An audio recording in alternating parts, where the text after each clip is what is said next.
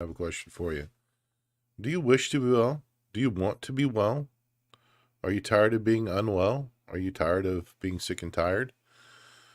Are you finding yourself unable to find the solution to what's causing you to be unwell or uneasy or unbalanced or disheartened or discouraged? John 5 tells us a story about Jesus going to Bethesda, sorry, to the pool there, and there was a crippled man, been crippled his entire life. And he said, "Hey, do you wish to be well?" And the guy's answer was perplexing. Is first of all, he says, first of all, I don't have anybody to help me. Second of all, I'm here. And by the time I can crawl over, the miracle is already done. And for 30 years or how many ever it is, it's just been, struggle after struggle after struggle. And nobody's here willing to help me. Nobody's willing to reach out their hand and help me into the pool to find the healing. And Jesus says, I got an answer for you. Pick up your bed and walk.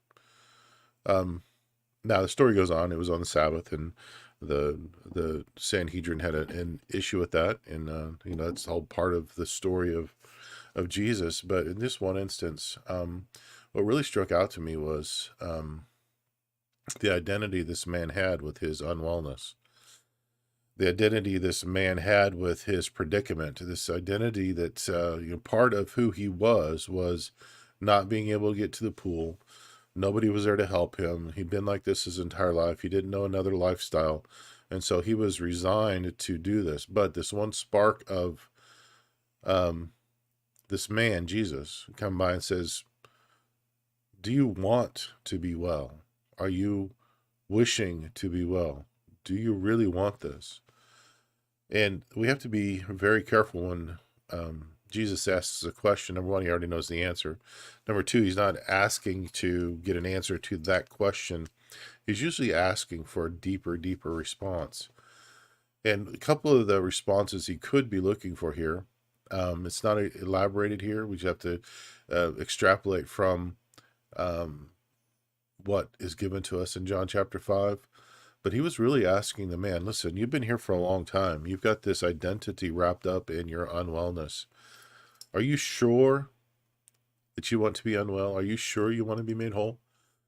It's a whole new lifestyle you have to learn. You have to learn to go to work. You have to learn to go and do things that you're not used to doing. There's some things, skill sets, paying taxes and all these other things that you have no skill sets in doing. Do you really want to be well? Or has this identity of being unwell so inundated you that you're happy to remain here? And what I find today is we have a lot of people that are identifying with whatever label medicine is put on them, whatever label psychiatry is put on them, whatever label chiropractic is put on them. Can't tell you the number of times that people come and says, oh yes, I have a scoliosis. And I ask, who told you and when? And they said, oh, a chiropractor back when I was doing high school physicals 40 years ago. And he told me I may have scoliosis, so I have scoliosis. I'm like, okay, you've attached and used it to identify who you are, when a lot of times scoliosis in the teenage years is transient. It's there as the body's changing and growing, and then the body settles in and it's not an issue. So we have to be very careful that we don't let these man-made labels, these temporary situations, identify us. I fell into that trap when I was let go of a position I cherished. I made a mistake and I was punished appropriately for it. I completely agree with 99% of what was done on in my case. And if I was on a committee meeting out that, I would have had a few questions, but the results would have been the same. So I have no beef with that, but I do have a beef with myself that I let that affect me for way too long. Way too long. It stifled me in ways that are unimaginable, that are embarrassing, that are ununderstandable right now.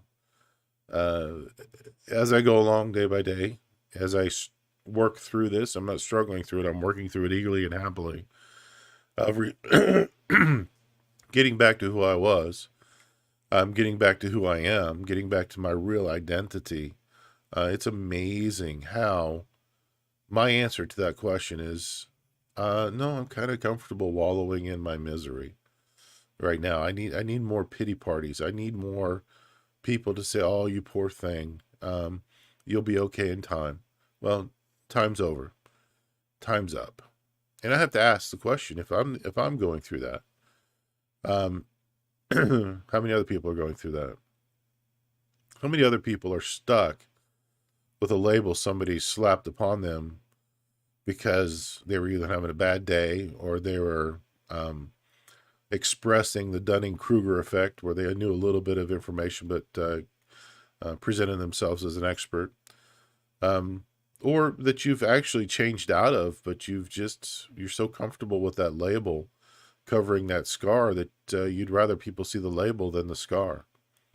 In fact, you're so comfortable with the label over the scar, you just assume the scar is still there when you may have healed past it. That's the situation for me, is I'm way healed up. I just held on to that patch for just a little bit too long. So my challenge to you is, examine yourself with this question. Do you really want to be well? Do you want to be well? Do you want to be healed? Do you want to be cured? Do you want to move on? Or are you so stuck in worshiping that label that no matter who offers you help, you're going to say, no thanks. I'm pretty happy with where I am at.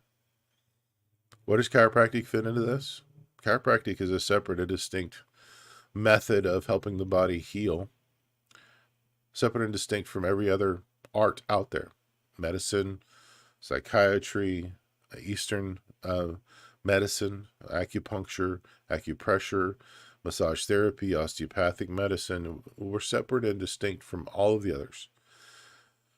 So if you haven't tried chiropractic, what's holding you back?